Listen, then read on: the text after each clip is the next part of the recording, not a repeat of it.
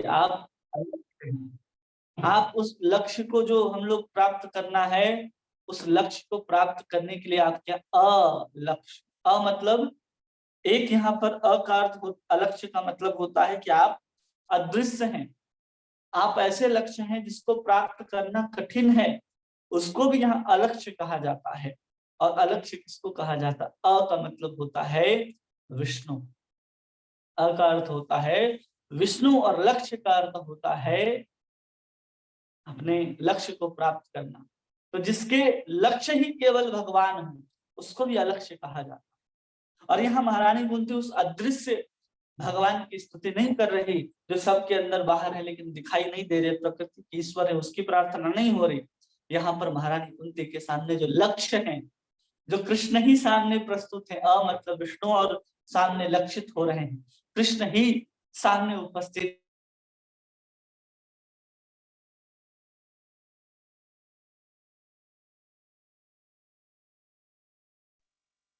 सर्वभूतानाम अंतर्बहिर्वस्थित, कि आप सब जगह एक एक कण कण में होकर के अंदर बाहर अवस्थित।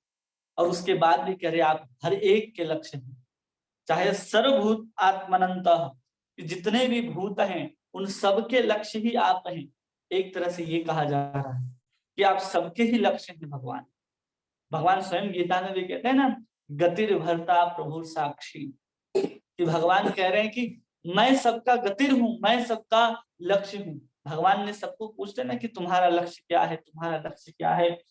आज साधारण रूप से किसी को पूछ दिया जाए कि तुम्हारा लक्ष्य क्या है, क्या चाहते हो, तो लोग यही कहते हैं जन्म हुआ है, पढ़ाई करेंगे, अच्छी डिग्रियां हासिल करेंगे, अच्छे कॉलेजेस में पढ़ेंगे, तो अच्छे कंपनी में हम जा करके नौकरी करेंगे, अच्छा बिजनेस करेंगे और फिर विवाह करेंगे। फिर विवाह करने के बाद वही बच्चों को जन्म देंगे।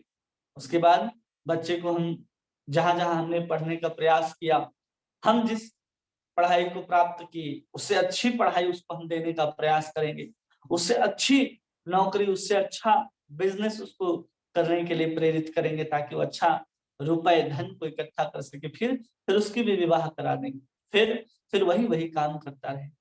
तो यही हमारे जीवन का लक्ष्य बन जाता है। और वही जो बाप दादा ने करते आए वही हम भी करते चले जाते, वही बार बार साइकिल, वही बार बार चक्र जो है चलता जाता है। और वही बार बार जन्म मृत्यु जरा व्याधि के चक्कर में पूरा का पूरा जीवन, एक नहीं हजारों लाखों जीवन को हम समाप्त कर देते हैं। लेकिन फिर भी अपने लक्ष्य को कोई जान नहीं पाता, अपने लक्ष्य को कोई समझ नहीं पाता कि हमें अपने लक्ष्य को प्राप्त करना है। तो है लक्ष्य क्या? हर व्यक्ति का लक्ष्य संसार में अलग अलग प्रतीत होता है, होगा भी अलग अलग लक्ष्य होगा, कोई समस्या नहीं है। लेकिन वो लक्ष्य जहां पर जाकर के मिलेगा, वो लक्ष्य की जहां पर पूर्ति होगी, लक्ष्य जहां पर प्राप्त होगा, वो केवल और केवल कृष्ण ही, किनको पता है? किसी को पता नहीं है। चाहे वो बड़े से बड़ा व्यक्ति हो, उससे पूछ लिया जाए कि आपके जीवन का उद्देश्य क्या है, आप इतना प्रयास क्यों कर रहे हैं, आप इतना सब कुछ क्यों कर रहे हैं, कारण क्या है? कोई अगर देश की रक्षा करता है, देश को, प्रशासन को, शासन को, व्यवस्थाओं को ठीक करने का प्रयास करता है, क्यों करता है? प्रश्न आता है हर, क्यों, कि आप ऐसा क्यों कर रहे हैं?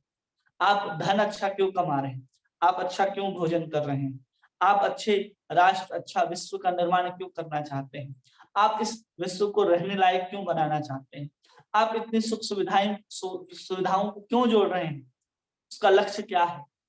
तो सब कहेगा केवल हम यहाँ सुख और शांति से रह रहे। सुख शांति से रह रहे हो, अब आगे क्या? कि आप सुख शांति से रह रहे हो, उसके आगे, चाहे वो देश का प्रधानमंत्री ही क्यों ना हो, अगर उसको लक्ष्य के बारे में पता नहीं है और अपने लक्ष्य को बिना जाने अगर वो संसार के काम में कितना भी श्रेष्ठ काम कर रहा है, तो उसके कार्य का कोई उद्देश्य नहीं है, तो कार्य का कोई मजा भी नहीं आएगा। जब आपको पता है कि मेरे जीवन का लक्ष्य ये है, तब अपने जीवन में उस लक्ष्य को प्राप्ति करने के लिए अलग अलग सुविधाओं को, अलग अलग व्यवस्थाओं को जोड़ते जाएंगे ताकि आप उस लक्ष्य तक प्राप्त कर पाए।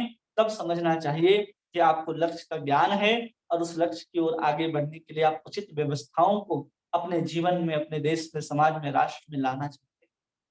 पहले के जितने भी राजा महाराजा थे, पहले के मतलब पूर्व के जितने श्रेष्ठ थे, जो अपने लक्ष्य को जानते थे, अपने प्रजा के लक्ष्य को भी बताते थे कि आपका लक्ष्य क्या है। भगवान जब अवतार लेकर के पृथु महाराज के रूप में आते हैं, भागवत में कथा आती है, तो राजा एक धार्मिक प्रवचन को करता हुआ देखा जाता है। हर व्यक्ति को कहा जाता है कि आप भगवान का नाम लेंगे। आज कौन प्रधानमंत्री, कौन मुख्यमंत्री स्टेज के ऊपर चढ़ करके अपने जनता को संबोधित करता है कि भगवान का नाम ही आपके जीवन का एक आधार है। जन्म मनुष्य का जीवन आपको केवल हमें वोट दे करके नेता बनाने के लिए नहीं मिला। आपको मनुष्य का जीवन सिर्फ और सिर्फ हर 5 साल में एक चुनाव आता है, उसमें आप जाकर के वोट देते, उसके लिए नहीं मिला। आपको जीवन मिला है आपको कृष्ण का नाम लेकर के कृष्ण तक जाने के, जो आपके अंदर भी बाहर भी इस पूरे के पूरे परम स्वादिम ईश्वर प्रकृति परम पूरी प्रकृति के जो ईश्वर हैं, उनके प्रति आपको समर्पित होने के लिए जीवन मिला है, उनको प्राप्त करने के लिए जीवन मिला है। कौन कहता है? वहां पर राजा पृथु जाकर के अपने जनता को संबोधित करते हैं कि तुम्हारा लक्ष्य केवल और केवल हमारे प्रजा के रूप में तुम कर ला करके देते हो, सब ला करके देते हो, जिससे राज्य की व्यवस्थाएं चलती हैं। सिर्फ यही उद्देश्य नहीं है किसी राजा का, राजा का ये भी उद्देश्य है कि लोगों को कृष्ण भावना भावित बनाए, लोगों को कृष्ण के साथ जोड़े, कृष्ण के लिए, कृष्ण का नाम लेने के लिए प्रेरित करें। लेकिन यहाँ ऐसा कुछ भी नहीं हो रहा। एक एक व्यक्ति को अपने लक्ष्य के बारे में पता नहीं। उनके माता पिता जो बच्चे को जन्म देते हैं, उनको भी पता नहीं है कि हमने संतान को जन्म दिया है तो क्यों दिया है, क्या जिम्मेदारी है इसके प्रति। बस उसको ये लगता है कि हमारे हमारे माता पिता ने हमें इतना बड़ा कर दिया और धीरे धीरे स्कूल भेज दिया, फिर हम नौकरी करने लग गए, फिर जो भी आगे हुआ वही सब कुछ हो रहा है और हम भी उसको वही शिक्षा देते। कहीं भी आज ये शिक्षा नहीं दी जाती कि आपके जीवन का लक्ष्य क्या है। और यहाँ सबसे पहले श्लोक में बताती है कि नमस्ते पुरुषम त्वाद्यम ईश्वरम प्रकृति परम, की आप ही अलक्ष्य, आप ही सबके लक्ष्य हैं। भगवान विष्णु ही एकमात्र सबके लक्ष्य हैं। सर्वभूताना, एक भी ऐसा व्यक्ति नहीं है जिसका लक्ष्य भगवान कृष्ण। 84 लाख योनियों में कोई भी जीव हो, कीट हो, पतंगा हो, चाहे गधा हो, घोड़ा हो, कुत्ता हो, सबका लक्ष्य कृष्ण ही है। क्यों? अ का अर्थ होता है आनंद और लक्ष्य का अर्थ होता है लक्ष्य। तो हर व्यक्ति आनंद के तलाश में है और किसी के तलाश में कोई नहीं है। सब आनंद के पीछे भाग रहा है, सबको आनंद चाहिए। कुत्ता हड्डी में आनंद ढूंढ रहा है, शेर बकरे के मांस में आनंद ढूंढ रहा है, पशु पक्षी किसी अन्न के दाने में आनंद ढूंढ रहे हैं। जो मछलियां पानी में रहती हैं, वो मछलियों के अंदर अलग अलग प्रकार के भोजन और अलग अलग प्रकार के क्रियाओं के द्वारा आनंद प्राप्त करने का ही प्रयास करते हैं। कोई जीव कैसा भी हो, कितना भी उसकी चेतना निकृष्ट चली गई हो, लेकिन वहां भी वो आनंद की तलाश करता है। घोर तमोगुणी व्यक्ति भी है तो देखिए वो किस तरह की क्रियाओं को करता है, उस तमोगुण की अवस्था में भी वो आनंद ही ढूंढ रहा है। इसलिए यहाँ पर कहा जा रहा है सर्वभूता नाम, जो भी हो, ब्रह्मा से लेकर के एक नागन्य चींटी तक, वो चींटी भी कहाँ, एक चीनी के गुड़ के टुकड़े के तलाश में घूमती रहती है, कहाँ से उसको मिठास मिले, उसके लिए भी वो भी तत्पर है। ब्रह्मा भी तत्पर है कि हमें आनंद मिले। आनंद के तलाश में हर एक व्यक्ति है, लेकिन उन किसी को पता नहीं है कि हमको गुड़ के ढेले में आनंद मिलेगा या कृष्ण के नाम में आनंद मिलेगा, कृष्ण के पास जाकर के आनंद मिलेगा। उस लक्ष्य को यहाँ पर निर्धारित करती है माता कुंती कि हम लोगों को अपना लक्ष्य पता होना चाहिए। हम लक्ष्य को जाने बिना कहाँ जाते हैं। कहा जाता है ना कि जैसे एक पोस्ट कार्ड होता है, उस पोस्ट कार्ड में जब तक पता ना लिखा हो कि आपको जाना कहाँ है, उस पते उस चिट्ठी को जाना कहाँ है, तो आप उसको अगर पोस्ट बॉक्स में डाल भी देंगे तो कहीं नहीं जाएगा, वो चिट्ठी वहीं पड़ा रहेगा, क्योंकि उसमें पता नहीं लिखा गया है। उसी प्रकार अगर हमारे जीवन का लक्ष्य हमको पता नहीं है कि हमें कहाँ जाना है, तो हमारी स्थिति वैसे ही है जो एक पोस्ट कार्ड में लिखी ही नहीं गई कि इसको पता कहाँ है, इसको पहुंचना कहाँ है। इसलिए हमारे जीवन का लक्ष्य होना चाहिए कि हमें कृष्ण को प्राप्त करना है। कृष्ण के अतिरिक्त अगर हम कुछ और प्राप्त करते हैं, कुछ और प्राप्त करने की ओर दौड़ते हैं, भागते हैं, तो हम अपने समय को केवल नष्ट कर रहे हैं, केवल और केवल समय का अपव्यय है। क्योंकि हम संसार के सभी व्यवस्थाओं को, अपने परिवार के सभी व्यवस्थाओं को ठीक करने में लगे हैं, धन इकट्ठा करने में लगे हैं, लेकिन सब करने के बाद भी आप भगवान का भजन नहीं कर रहे तो व्यवस्था 2 कौड़ी के बराबर नहीं। वो व्यवस्था किसी और के लिए होगा, व्यवस्था किसी अन्य बीमारियों में, किसी अन्य रोग में समाप्त हो जाएंगे, वो धन, वो व्यवस्था, वो लोग। लेकिन आप कृष्ण का भजन में अगर लग जाते हैं तो धीरे धीरे वो संपत्ति रहे या न रहे, आप उस लक्ष्य की ओर जब आगे बढ़ेंगे तो उसमें किसी धन की आवश्यकता नहीं होती, किसी स्वजन की आवश्यकता नहीं होती, किसी परिजन की आवश्यकता नहीं होती। स्वतः कृष्ण का नाम लेना है, स्वयं आप कृष्ण का नाम ले सकते हैं। लेकिन अपने शरीर को एक सुविधा, एक अच्छा आराम देने के लिए हम इस धन संपत्ति, भोजन आदि की व्यवस्था करते हैं ताकि हम कृष्ण के नाम को बहुत सहजता पूर्वक ले पाए। बहुत अधिक समय मिले कृष्ण का नाम लेने का, लेकिन वो समय क्या हुआ, धीरे धीरे कम होता चला गया हमारे जीवन से। क्या बढ़ता चला गया हमारे जीवन में? हमारे जीवन में बढ़ता चला गया केवल और केवल धन कमाने के लिए समय, और धन को भोग करने के लिए, भोग करने के लिए तमाम तरह की सुविधाएं। उसके अलावा हमारे पास भजन करने के लिए समय नहीं बचा। आज इतने सारे सुख सुविधाएं, इतने जल्दी जल्दी काम होने वाले मशीनें आ गई जिससे आपका समय बचेगा, लेकिन उस समय को बचा करके आप कर क्या रहे हैं, उस समय को कहाँ लगा रहे हैं? जिस कंपनियों ने, जिस आविष्कारकों ने आपको ये सुविधाएं दी, उस सुविधाओं को जुटा करके भी हम उस समय को बचा करके वापस कहाँ लगा रहे हैं? उन्हीं, जहां हम नौकरी करते हैं, जहां हमारा पैसा है, जहां से धन आएगा, जहां हम भोग कर सकते। भोग का आजकल भोग करने वाले लोग भी कम दिखते, धन कमाने वाले लोग बहुत हैं, लेकिन धन को उपभोग करने वाले लोग विरले ही दिखाई देते हैं, बहुत कम। 100 में 10% व्यक्ति होंगे जो धन का उपभोग भी करते हैं। धन का उपार्जन और धन का उपभोग दोनों अलग अलग वस्तु है, क्योंकि उनके अंदर वो प्रारब्ध होना चाहिए कि धन तो है, लेकिन धन के उपभोग करने का प्रारब्ध होना चाहिए आपके पास। करोड़ों रुपए रखे हैं, तिजोरी बंद करके रखे रहेंगे, अंत में उसमें कीड़े पड़ जाएंगे, कुछ हो जाएंगे, और आप इस धरती को छोड़ करके चले जाएंगे किसी अन्य योनि में। वैसे हम लोगों का लक्ष्य यही सब बना हुआ है, रुपया, पैसा, भोग, स्त्री पुरुष, खान पान, इस देश में जाना, उस देश में जाना। इस तरह का लक्ष्य को हम लोगों ने अपने जीवन में निर्धारित कर रखा है, जबकि वो लक्ष्य है ही नहीं। इसलिए कह रही महारानी कुंती, अलक्ष्यम सर्वभूतानाम, एकमात्र कृष्ण ही हम सबके लक्ष्य है। इसलिए वो हमारे अंदर बाहर उपस्थित हैं। ऐसा नहीं है कि केवल हमें दिखाई दे रहे हैं। कैसे अंदर बाहर अवस्थित है? आपको कुछ तो आनंद मिलता है, आनंद नहीं, सुख तो मिलता है। आनंद तो बहुत दिव्य वस्तु हो गई। आपको आनंद की तलाश में हर जीव है, लेकिन उस आनंद को हटा करके क्या प्राप्त होता है? हमें सुख प्राप्त होता है। थोड़ा सा दुख हमारा कम हो जाता है तो हम उसी को सुख समझने लगते, उसी को आनंद भी समझने लग जाते हैं, जबकि आनंद बिल्कुल आध्यात्मिक वस्तु है। और संसार में हम जो कुछ भी अनुभव करते हैं वो सब कुछ सुख है। वो सुख को ही अनुभव करते हैं। वो कैसे अनुभव करते हैं? थोड़ा सा जो दुख है हमारे जीवन में वो कम हो जाता है तो हम लगता है कि अरे हम तो सुखी हो गए, हम तो सुखी हो गए। इस प्रकार जो भी वस्तुएं हैं, जितने भी वस्तु हैं, सब में कृष्ण ही विराजमान है। ये प्रकृति जो है वो कृष्ण की ही बहिरंगा शक्ति की प्रस्तुति है, प्राकट्य है।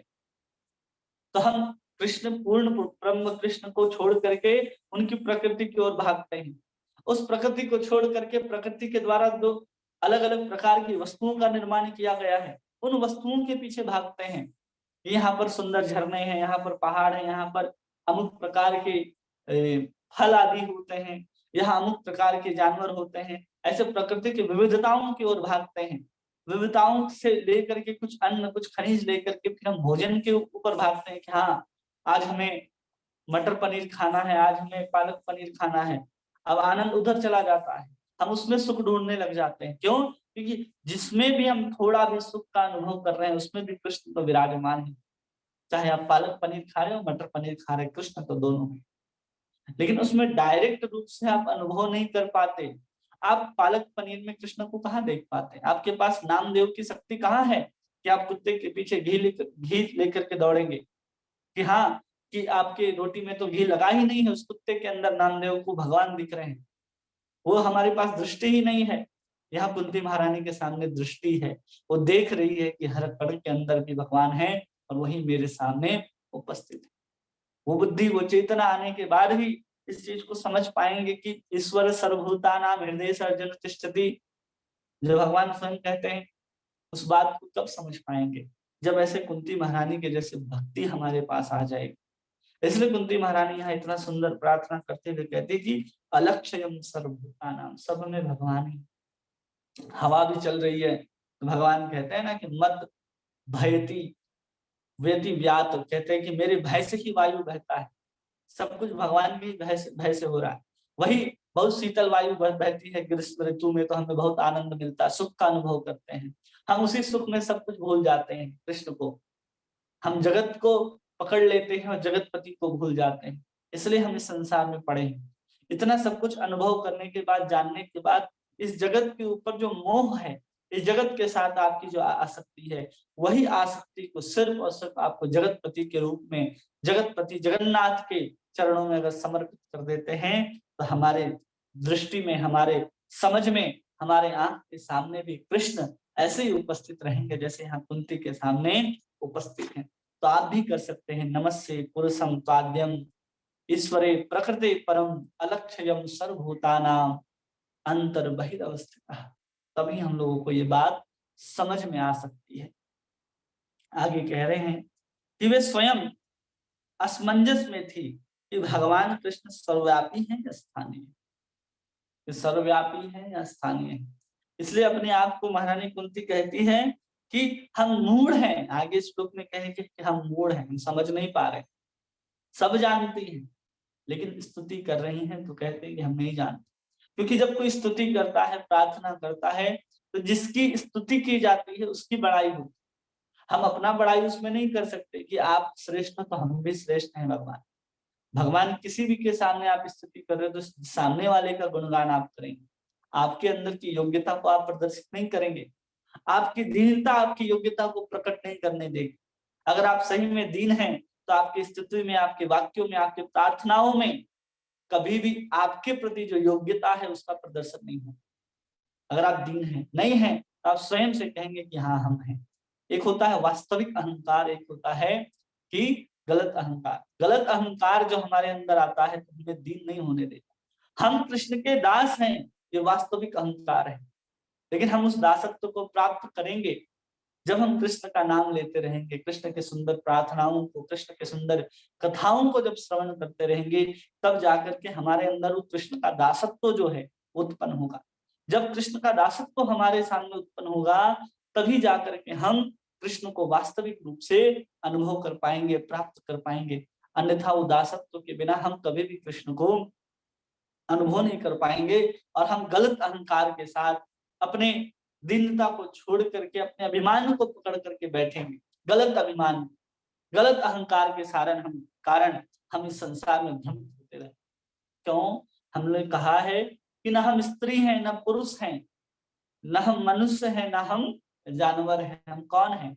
हम एक आत्मा हैं। एक आत्मा ही परमात्मा भगवान श्री कृष्ण को जान सकती है, भजन कर सकती है।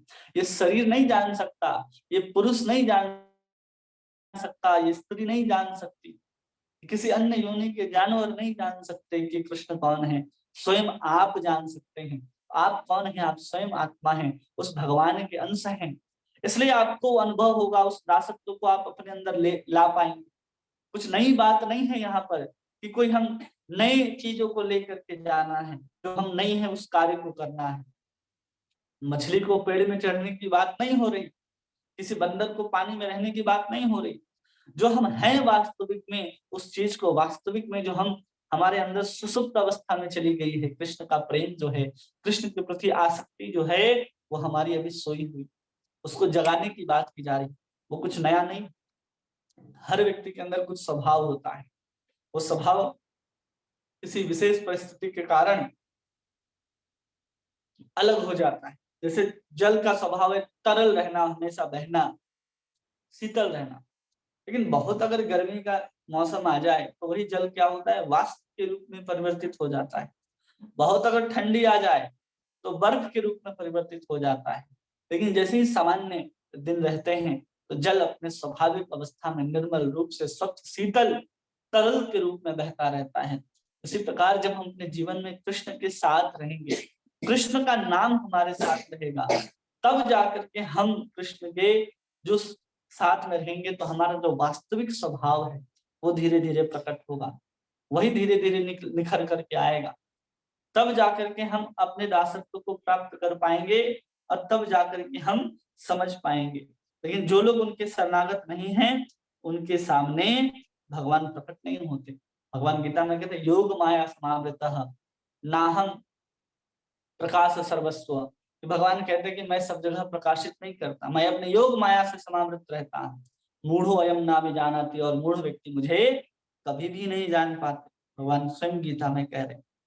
लेकिन कोई व्यक्ति अगर शरणागत है, कोई भगवान का भक्त है, तो माया की जो पर्दा है हमारे सामने, उस माया के पर्दे को भगवान हटा देते हैं और अपने सामने जो योग माया का पर्दा है उसको भी भगवान हटा देते हैं। एक तो हमारे सामने भी पर्दा लगा है और एक भगवान के सामने भी पर्दा लगा है।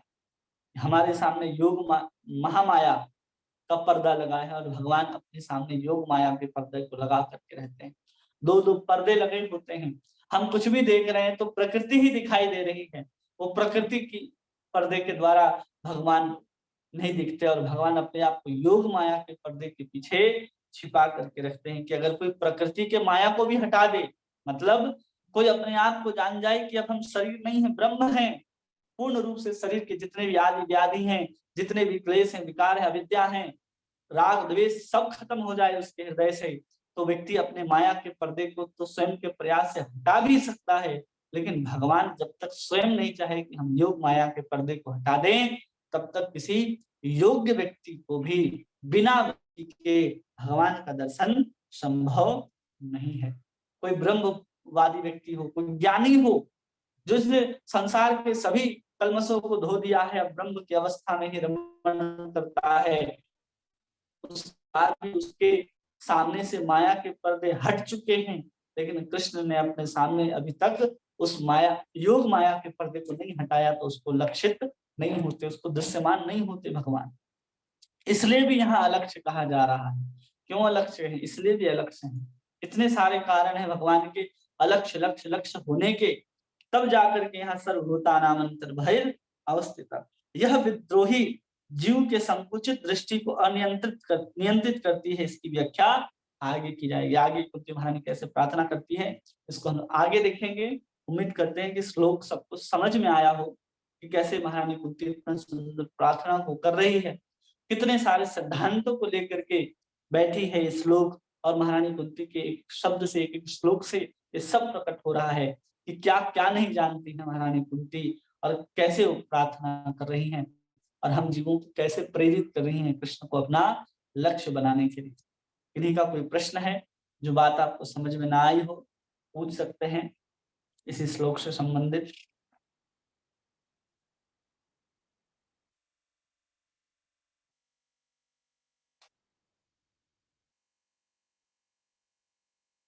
हरे कृष्णा, आवाज आ रही है हमारी? हरे कृष्ण प्रभु जी, आ रहे हैं। किन्हीं का कोई प्रश्न, कुछ कहना चाहते हैं कोई? हरे कृष्ण प्रभु जी, प्रणाम। हरे कृष्णा प्रभु जी, प्रणाम। बहुत अच्छी तरह से समझ में आया।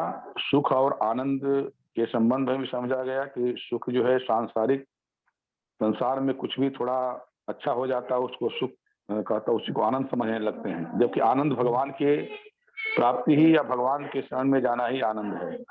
हाँ।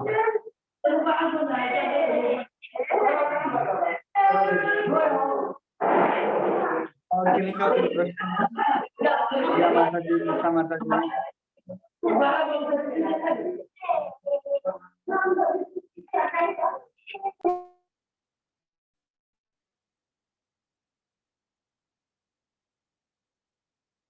उषा माता जी, सीमा माता जी, विनोद प्रभु जी, कल्पना माता जी, संगीता माता जी, किन्हीं का कोई प्रश्न?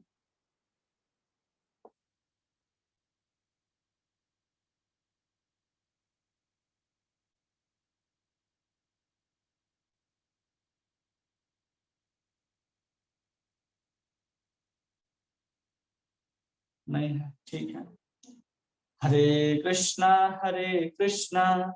कृष्ण कृष्ण हरे हरे, हरे राम राम राम हरे हरे।